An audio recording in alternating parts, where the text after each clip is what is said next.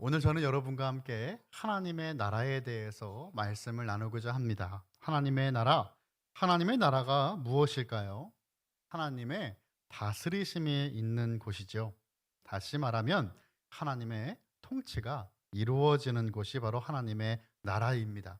나라의 3대 요소 하면 딱 나오시죠. 주권, 국민, 영토 이 세 가지가 바로 3대 요소죠. 그런데 하나님의 나라에서 강조되는 것은 바로 주권입니다. 하나님의 나라는 하나님이 왕이 되셔서 통치하시는 나라죠. 그곳에는 하나님의 뜻이 이루어집니다. 그런데 예수님께서 이 땅에 왕권을 갖고 오셨다 그 말이죠. 예수님 자신이 하나님의 뜻을 이루시는 하나님이시잖아요. 그래서 예수님 주님께서 하나님 나라 자체가 되시는 것입니다.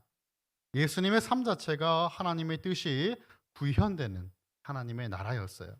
여러분 이런 맥락에서 본다면 우리가 만약 하나님의 주대심을 인정하고 그분의 뜻에 순종하는 성도라고 한다면 우리의 삶에 반드시 그 작은 하나님의 나라가 시작되는 것입니다. 하나님의 나라 백성으로 살아가기 때문에 하나님의 나라가 우리의 삶 가운데 시작되는 거예요. 13세기 이탈리아의 유명한 탐험가였던 마르코 폴로는 그 당시에 미지의 세계였던 중국으로 건너와서 17년을 살았습니다. 그리고 조국으로 돌아와서 그 유명한 동반 견문록이라는 책을 쓰게 되죠. 그가 임종을 앞두고 있을 때 그의 친구들이 찾아와서 끝까지 그의 책에 담겨진 그의 경험, 그가 쓴 내용들, 새로운 세상에 대해서 도무지 믿을 수 없다라고 하면서 그것이 그가 상상으로 꾸며낸 일이 아닌지 다시금 물어보았다고 합니다. 하지만 마르코 폴로는 자신의 보고 겪은 것의 절반도 책에 쓰지 못했다라고 말했다 하죠. 천국도 그렇습니다. 하나님의 나라는 상상으로 꾸며낸 곳이 아니라 실제로 존재하는 곳이죠. 이 하나님의 나라가 어떤 곳인지 예수님은 오늘 본문의 말씀을 통해 비유로 말씀해 주시는 것입니다. 우리가 그곳에 가보지 않았기 때문에 주님은 우리의 익숙한 것으로 비유를 들어 설명하시는 겁니다.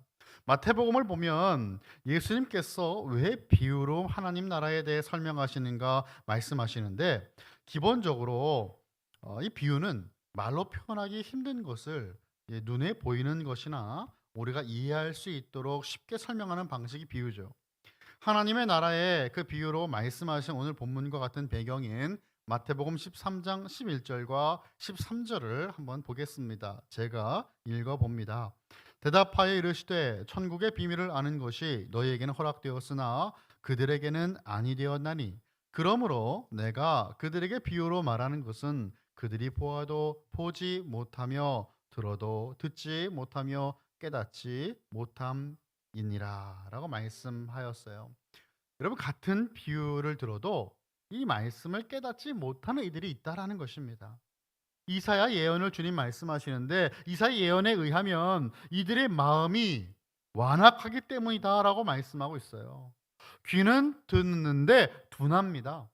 눈은 보아도 감았습니다. 그래서 깨달을 수 없는 것이에요. 이들에게는 하나님의 나라를 아무리 설명해도 알아듣지 못하고요. 이해할 수가 없습니다. 하지만 천국의 비밀을 아는 것이 너희에게는 허락되었다라고 말씀하죠. 너희에게는 허락되었다. 너희가 누구예요? 예수님의 제자들입니다. 더 나아가서 너희는 바로 예수 그리스도를 믿음으로 고백하는 성도들이에요. 주님의 교회를 말씀하신 것입니다. 오늘 본문으로 돌아와서 18절에서 예수님은 질문하십니다. 그러므로 예수께서 이르시되 하나님의 나라가 무엇과 같을까? 내가 무엇으로 비교할까? 질문하신 거예요. 그러니까 수사학적으로 보았을 때 이 질문을 던짐으로써 더욱더 시선을 집중하게 하는 효과가 있습니다. 같은 말씀이 20절에도 있는데요. 또 이르시되 내가 하나님의 나라를 무엇을 비교할까라고 또 주님은 질문을 하셨어요.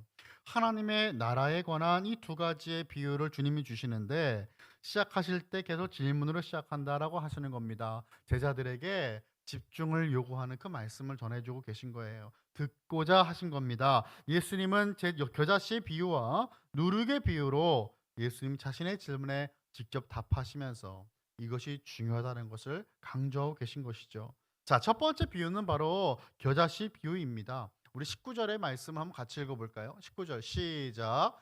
마치 사람이 자기 채소밭에 갖다 심은 겨자씨 하나를 같으니 자라 나무가 나무가 되어 되어 공중의 새들이 그 가지에 깃들였느니라. 아멘. 예, 하나님 나라는 마치 어떤 사람이 이 채소밭에 심은 겨자씨 하나를 같다라고 말씀하셨습니다. 겨자씨가 자라나 이 나무가 되고 하늘의 새들이 그 가지에 몰려들어요. 이 겨자씨 비유는 그 초점이 이 작은 이 겨자씨가 큰 나무로 자라는 그 과정들을 설명하는 것이 아닙니다. 큰 나무로 자란 결과에 초점이 맞춰져 있어요. 이런 결과가 있을 것이라고 말씀하는 겁니다. 분명 나무가 된 결과를 맞이하게 될 것이다라고 말씀하시는 것이죠. 하나님의 나라는 예수 그리스도의 그 비천한 인간의 모습으로 오심으로 사람이 보기에는 너무도 작게 시작이 되었습니다. 하지만 이 하나님의 나라는 반드시 놀랍게 확장될 것이라고 하는 것을 주님은 비유로 말씀하시는 것이죠. 땅에 떨어진 씨앗처럼 하나님 나라는 그 나라의 왕이신 예수 그리스도를 통해 이 땅에 임하였습니다. 하지만 이 씨앗과 마찬가지로 결실을 맺기까지는 시간이 걸린다라는 것이에요. 씨앗이 심기자마자 한순간에 열매를 맺지 않습니다. 한순간에 나무가 되지 않습니다. 시간이 걸립니다. 하나님의 때에 씨는 싹을 내고 점점 자라나서 결국 나무가 되는 것입니다. 고린도 교회를 위하여 바울은 심었다고 했습니다. 아볼로는 물을 주었다고 했습니다. 그런데 자라나게 하시는 분은 바로 하나님이셨던 것처럼 하나님의 나라는 그렇게 주님께서 자라게 하시는 거예요. 하나님께서 자라나게 하시는 것입니다. 씨앗을 심고 물을 주지만 아무런 변화가 일어나지 않는 것처럼 보입니다. 도대체 이 씨앗이 자라고 있는 것인가 궁금하기까지 합니다. 그러나 그 작은 씨가 결국에는 나무가 된다라는 것이죠. 우리가 이렇게 어릴 때 씨앗을 심어보고 물을 주면 우리는 계속 그만 보고 있잖아요. 이게 자라나 안 자라나. 한 번은 이렇게 제가 식물을 심었는데 어릴 때예요. 이게 너무 궁금한 거예요. 얘가 지금 이게 뭐 변화가 있나. 심자마자 이렇게 파보고 또 물 또 주고 또 파보고 결국에는 죽고 말았어요. 예. 우리는 그렇게 참을성이 없죠. 하나님의 그 시간에 하나님의 때에 생명을 주님께서는 주셨으니 그 생명에게 맞는 결실이 주님의 손에 있다라는 것이에요. 음, 작은 것에 시작하여 이제는 거대한 것으로 자라납니다. 왕이신 예수님이 세상을 다스리시는 궁극적인 성취는 바로 예수님의 처음 오시는 예수님의 초림 때 시작이 되었죠. 이 지상에서 그분의 다스리시는 왕국의 이 영적인 측면이 바로 그때부터 시작되어서 지금 모든 이들이 예수를 믿는다고 한다면 그 나라의 하나님 나라의 시민이 될 수 있다라고 하는 그 길을 열어 주셨어요. 왜입니까? 예수님이 길이요 진리요 생명이시기 때문이에요. 예수님으로 말미암지 않고 아버지께 올 자가 없다고 하셨기에 그 오직 한 길 예수 그리스도로 말미암아 이제는 우리가 하나님 나라의 백성이 될 수 있었다라는 것이죠. 그렇다고 하나님 나라가 완성된 것은 아닙니다. 예수님의 재림 때에 그 물리적인 하나님의 나라는 진정으로 완성이 될 겁니다. 우리는 이미와 아직 아닌 그 사이에 살고 있어요. 이것이 이제 개혁주의에서는 already but not yet 이라고 이야기합니다. 우리는 그 사이에 살고 있어요. 예수님께서 겨자씨의 비유를 사용하신 까닭은 예수님 당시 무엇이 아주 작다라는 것을 강조할 때 사람들은 흔히 겨자씨를 사용해서 비유를 들곤 했다고 합니다. 이 검은 점 같은 이 겨자씨는요 너무도 작아서 이것이 씨앗인지 티끌인지 오해를 많이 받았습니다. 그런데 이 씨앗이 심겨지고 자라면요 키가 5m나 가까이 되는 나무가 되는 거예요. 이 구약을 보면 종종 새들에게 피난처를 제공하는 그 나무에 대한 이미지가 등장합니다. 공중의 새들이 그 가지에 깃든다라고 하는 것은 그렇게 큰 나무가 되었다는 것을 보여주고 우리에게 그 이미지로 보여주는 거예요. 여러분 특히 이 에스겔의 예언, 에스겔 17장 22절부터 23절의 말씀을 보면 이렇게 말씀하고 있습니다. 주 여호와께서 이같이 말씀하시되 내가 백향목 꼭대기에서 높은 가지를 꺾어다가 심으리라. 내가 그 높은 새 가지 끝에서 연한 가지를 꺾어 높고 우뚝 솟은 산에 심되 이스라엘 높은 산에 심으리니 그 가지가 무성하고 열매는 맺어서 아름다운 백향목이 될 것이요 각종 새가 그 아래 깃들이며 그 가지 그늘에 살리라라고 말씀하셨어요. 네, 물론 이 에스겔의 말씀은 백향목으로 등장을 하죠. 그런데 이 나무에 새들이 지금 깃드는데요. 무성한 가지에 그 나무의 가지에 깃들고 있어요. 이것은 많은 사람을 보호하고 안전과 평화를 보장하는 이 강력한 왕권, 이 왕이나 나라를 나타낼 때 나무에 깃드는 모습을 표현하곤 했습니다. 그렇다면 아주 작게 미미하게 시작된 하나님의 나라는 온 열방으로 세계적으로 성장한다라고 하는 것을 우리는 이 비유의 말씀을 통해 깨닫게 되는 것이죠. 이런 면에서 공중의 새들은 모든 열방의 나라를 나타낼 수도 있고 나라에 깃드는 그 새들의 그 피난처와 보호를 찾아온 수많은 영혼들, 그 사람들을 상징할 수도 있습니다. 유대인들만이 아니라 세계 모든 열방 이방인들이 그 영혼들이 다 주님께로 돌아오게 된다라는 것이죠. 주님의 품에 안기는 것입니다. 하나님의 나라는 이처럼 모든 족속과 방언과 나라와 민족에게 열려 있고 이들이 하나님께로 나와 하나님의 보호와 축복을 받는 모습이 바로 하나님의 나라입니다. 예수님께서 나타나실 때 태어나실 때에 천사들은 목자들에게 이렇게 알렸습니다. 누가복음 2장 10절을 보면 이렇게 말씀하죠. 천사가 이르되 무서워하지 말라 보라 내가 온 백성에게 미칠 큰 기쁨의 좋은 소식을 너에게 전하노라라고 알렸습니다. 여러분 말씀 보세요. 온 백성이라고 하였습니다. 온 백성에게 미칠 큰 기쁨의 소식이 예수님의 탄생이었습니다. 예수님의 태어나심이 온 백성에게 미칠 굿 뉴스가 되었습니다. 예수님의 성육신은 온 세상 백성들을 위한 것이었어요. 예수님의 십자가에서 달려 죽으시고 예수님의 부활하신 뒤에 40년이 채 되지 못하여 한 세대가 다 지나가지 못하여 복음은 모든 로마의 제국의 대도시에 심장부까지 전파가 되었습니다. 복음은 대도시들을 연결하는 길을 따라서 전해졌어요. 여러분 로마만 유명한 게 바로 길이잖아요. 모든 길은 로마로 통한다. 길을 잘 닦아 놓았는데 그 시대적 배경과 이 모든 것들을 하나님은 복음 전파를 위해 사용하신 것입니다. 그리고 2세기 말쯤에는 로마의 국교가 기독교가 되었고 전 세계 지역으로 퍼지게 되었다라는 것입니다. 겨자씨 비유는 하나님 나라의 확장을 보여줍니다. 그리고 이것은 외적인 확장이었습니다. 자, 두 번째 비유는 바로 누룩의 비유입니다. 우리 21절의 말씀도 한번 같이 읽어보면 좋겠습니다. 시작. 마치 여자가 가루 서말 속에 갖다 넣어 전부 부풀게 한 누룩과 같으니라 하셨더라. 아멘. 또 하나님 나라는요 어떤 여자가 가루 서말 속에 넣어 부풀게 한 누룩과 같다라고 말씀했어요. 밀가루 서말은 약 27kg 정도 되는 양입니다. 그 양은 빵을 구워보신 분들은 아시겠지만 한 150명 정도 먹일 수 있는 양입니다. 이처럼 엄청난 양의 빵을 굽게 되는 것인데 이 겨자씨의 비유와 누룩의 비유는 연결돼 있어요. 이 겨자씨 비유가 하나님의 나라가 온 세상에 확장되는 것을 보여준다면 누룩의 비유는 이 하나님의 나라에 변화시키는 능력과 관련이 있습니다. 영향력이에요. 내적인 변화입니다. 하나님의 나라는 외적으로만 크게 성장하는 것이 아니에요. 그것으로 머무는 것이 아니라 밀가루 반죽 전체를 부풀게 하는 누룩과 같이 모든 성도들의 삶을 변화시킨다. 구원받은 백성들 전부를 온전히 거룩하게 만드는 영향력이 바로 하나님의 나라에 있다라는 것입니다. 당시 사람들은 집집마다 자기가 먹을 빵을 직접 구워 먹었습니다. 주식이니까요. 우리가 집집마다 밥을 짓는 것과 같습니다. 아주 작은 누룩 한 조각을 이 밀가루 속에 넣고 하룻밤을 지내면 부풀어 오르는 거예요.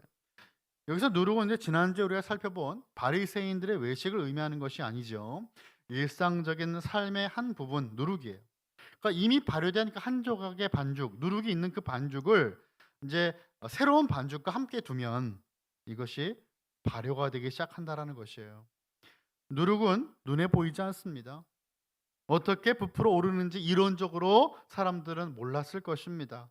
하지만 분명히 아는 것이 있어요. 작은 조각 하나가 말의 반죽, 그 밀가루의 반죽 전체를 밤새 천천히 퍼지게 하고 아침이 되면 반죽은 발효가 끝나서 부풀어 오르게 한다라는 것을 사람들은 알고 있었습니다. 여기서 강조하는 것은 아주 적은 양의 누룩이 많은 양의 반죽을 부풀게 했다라는 데 있죠. 누룩 비유는 하나님 나라의 강력한 영향력을 보여줍니다. 예수 믿는 한 사람이 갖고 있는 그 영향력. 예수님 믿기 때문에 선한 영향을 끼치고 변화를 시킬 수밖에 없는, 변화가 될 수밖에 없는 그 놀라운 영향력을 누룩의 비유를 통해 주님은 말씀하시는 것이죠. 예수님은 하나님의 나라의 비유를 말씀하실 때 겨자씨와 누룩을 선택하셨습니다.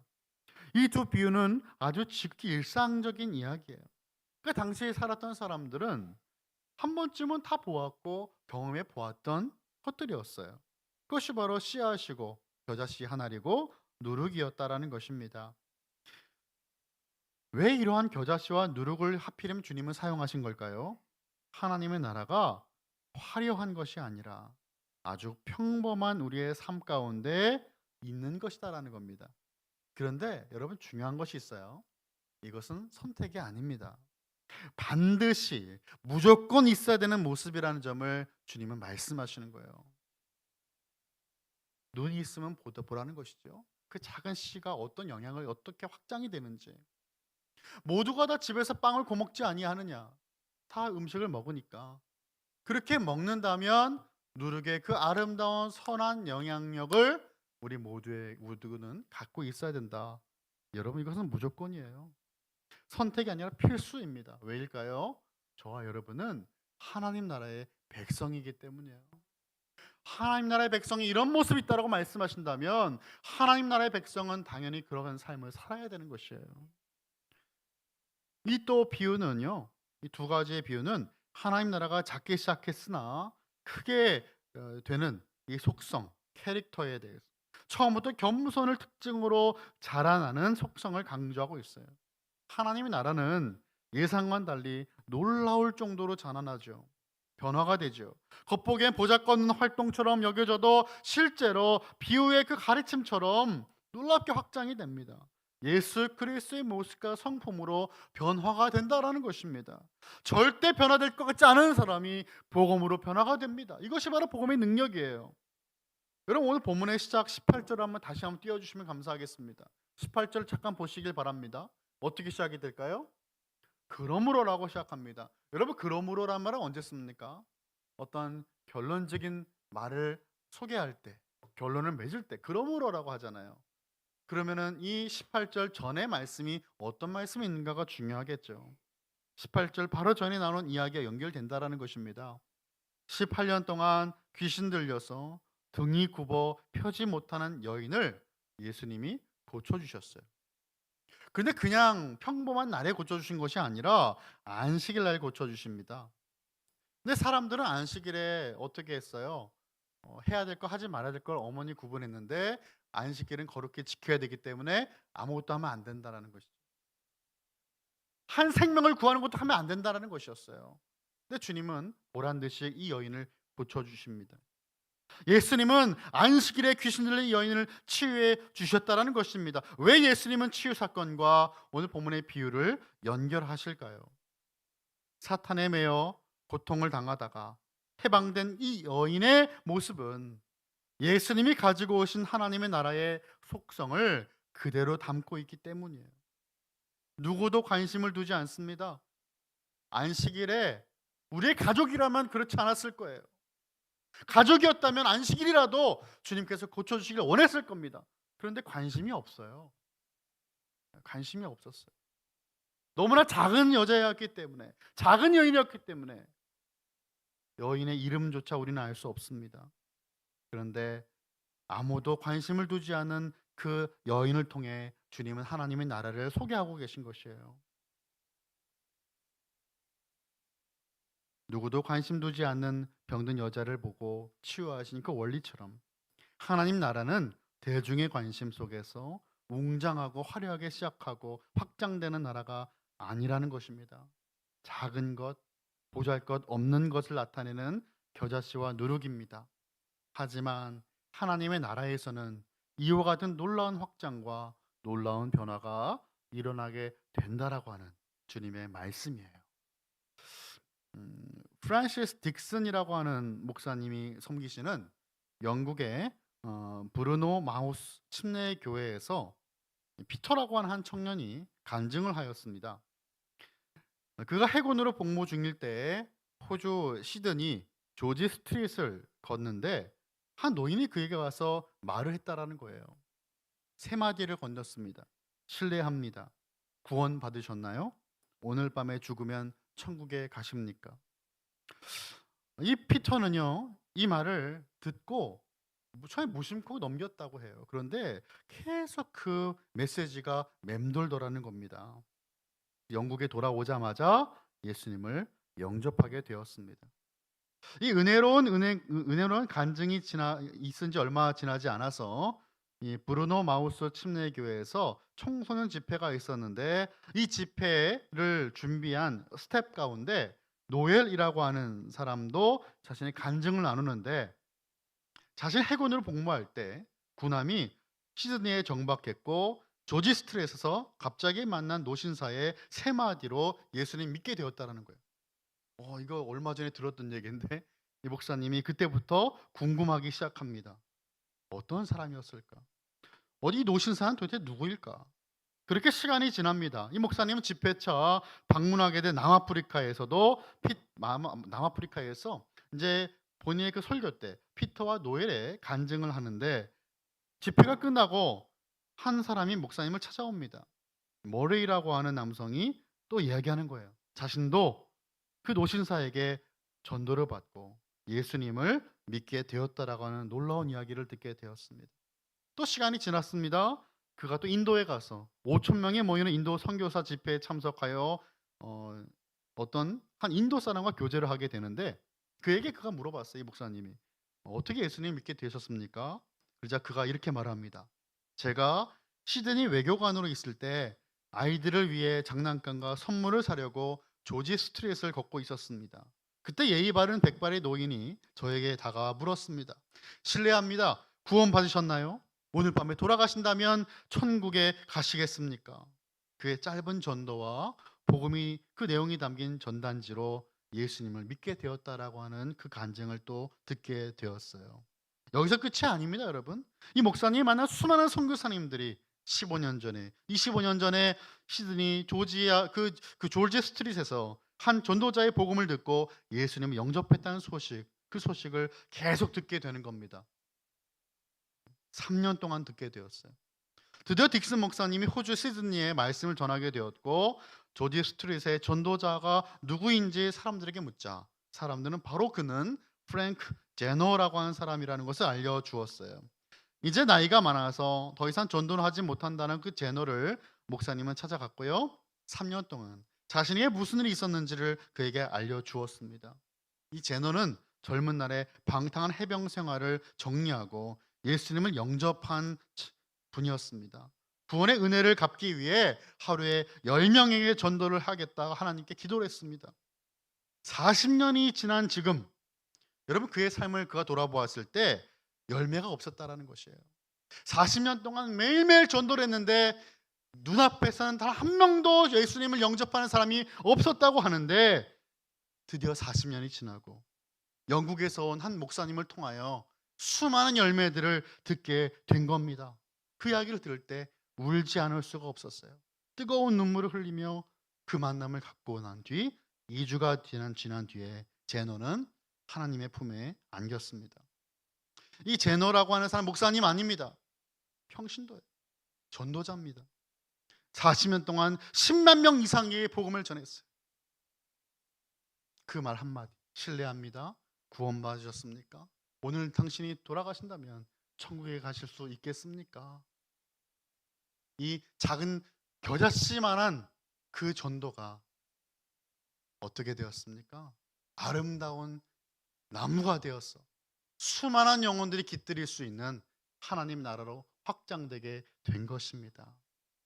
말씀을 정리합니다. 예수님이 가지고 오신 하나님의 나라는 하나님의 은혜로 살아가는 나라입니다.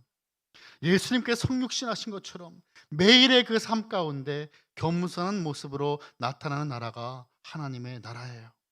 확장이 된다고 하여 높은 곳으로 간다는 것이 아닙니다. 하나님의 나라의 외적 확장과 내적인 그 변화는 예수 믿는 우리 모두가 매일매일 경험할 수 있는 하나님의 나라입니다. 이 하나님의 나라를 살아가시기를 간절히 소원합니다. 주님의 백성으로 매일매일 삶 속에 그 놀라운 복음을 뿌리고 하나님 앞에 하나님 나라를 살아갈 수 있는 저와 여러분 되시기를 예수 그리스도 이름으로 축원합니다.